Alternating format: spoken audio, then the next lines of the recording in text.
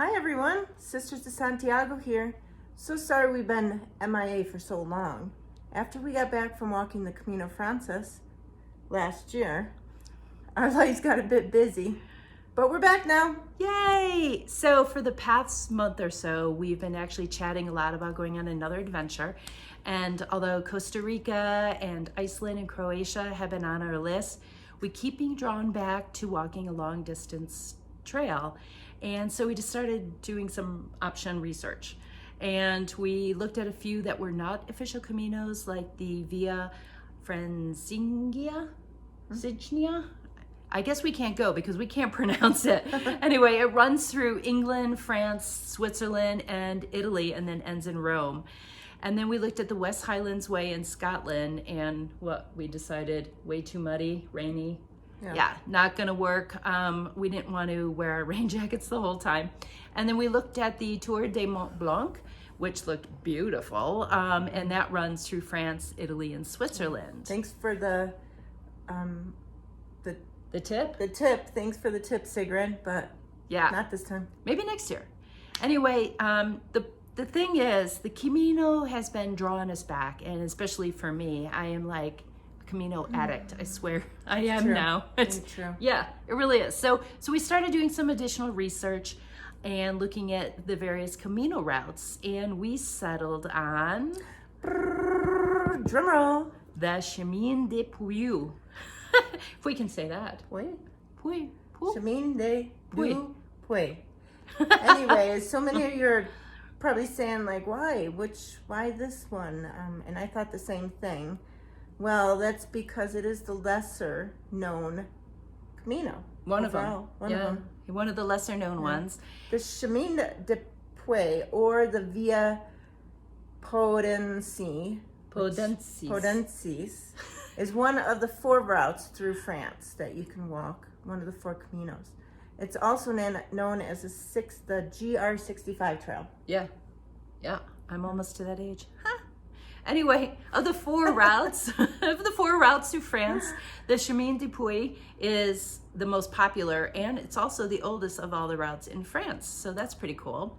The population is a lot lower compared to the Caminos through Spain. For example, there's about 30,000 pilgrims that walk this route every year, compared to last year when we walked the Frances, there was over 220,000. It was a holy year also. That's true. It was a holy year, and it was after COVID. So, true. So it was probably a lot more people than normal, but big difference between the two. And so the Chemin de Puy is roughly actually the same length as the Camino Frances, and it's 736 versus 800 kilometers. And the Camino starts in La Pie and Vey, La Pie and Vey, and ends in Saint-Jean-Pied-de-Port, which is where actually the Frances Trail starts, which is pretty cool. Yep, that's where we started before. Yep. Last year, about a year now. Yeah. So the Chemin de Puy is broken into stages, with the most popular stage being the first one, and that ends in a town called Conques. And that segment's 202.4 kilometers and goes through 3 different regions, or departments as they're referred to in France. Okay, so you get your credential or your pilgrim passport and stamps along the way, just like the other Caminos. But as this one does not end in Santiago, you do not get a Compostela at the end. Yeah, unless you walk the additional 800 kilometers from Saint-Jean-Pied-de-Port to Santiago. So you would need over 2 months to do both. Or us 3 or 4. That's true. 5. We're slow walkers. Anyways. So we chose this route for many reasons. First of all, it's a less known Camino, so less people, less crowded than the Frances that we did last year. Also, we're foodies. We like to explore different food. Not sure if we'll like all the food, but French cuisine does sound really good. Yeah, like mussels. Yeah. The third reason, the villages. I heard the villages were all medieval and just different than Spain. And maybe sometimes just castles maybe even better. I hate to say better because Spain was great, Yeah. but it's going to be a lot of medieval villages we like to walk through. Yeah. Interesting. We really love history. That's us. Yeah. Also, the number 4 reason actually is the guites. They call them guites, I believe, right? Yeah. Or the albergues in Spain. Yeah. The same thing. Or Hostel. hostel in America. But really, the guites are only for pilgrims that are walking. Same with the albergues. Hostels in America, anybody can stay. Oh, these gates, some Right? of them you can, Oh. anybody can too. Oh, Yeah, okay. the albergues in Spain tend to be more just for pilgrims, but these were a Oh, little okay. bit, yeah. Okay, I didn't know that. So with the guites compared to the albergues, the guites, a lot of them don't have the bunk beds. So if you're really tired and you have to get the top bunk, which you do a lot, you won't have to climb upstairs. Yeah. It's So, very appealing. yay! Especially after a really long day, like 26 kilometers. Right. Ugh. Okay. So the next reason why we chose this was the churches. The churches seem to be, or we've done research, they're open a lot more than the ones on the Frances in Spain. So we're very interested in getting our stamps at all the churches and actually seeing them and going in. We did pass a lot in Spain that were not open. Yeah. Excited about that. Yeah. The last reason we chose this was we heard there's less concrete than compared to the Frances. Yeah. We like more nature walking, Yeah. So through that'd forests, be nice. paths. Yes. Easier on our feet too. Yep.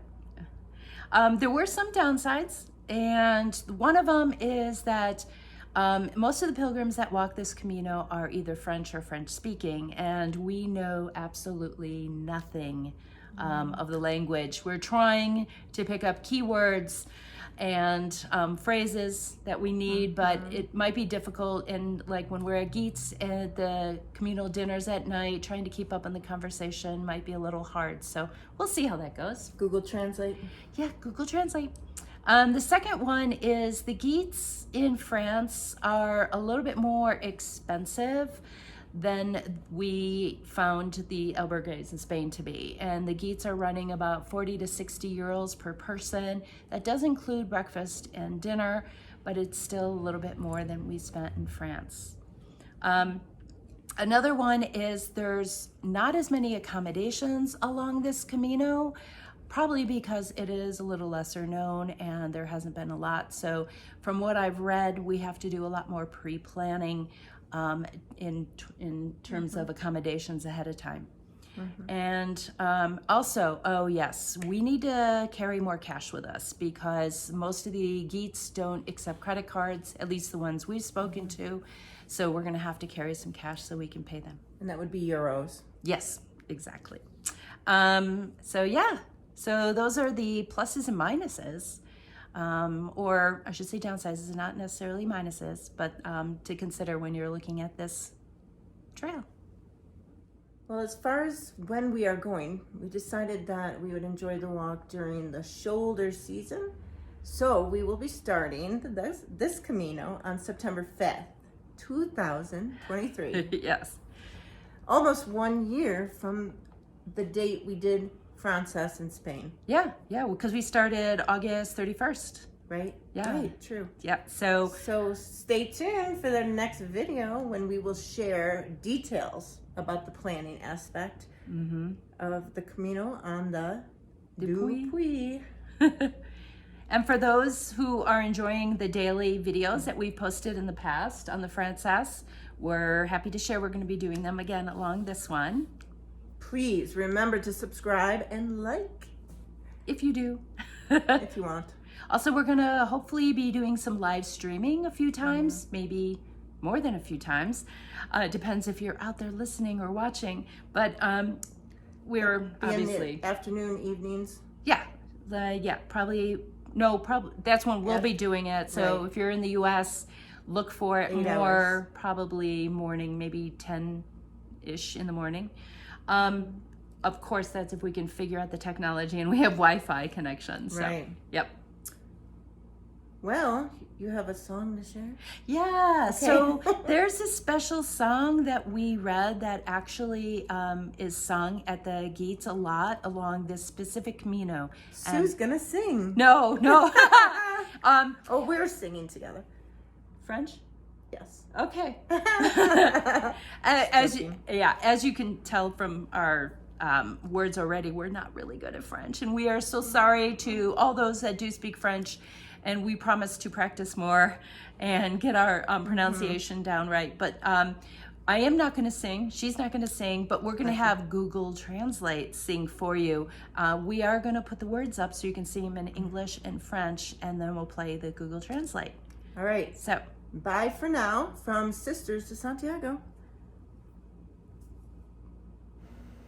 Tous les matins nous prenons le chemin, tous les matins nous allons plus loin, jour après jour, la route nous appellit, c'est la voie de Compostelle.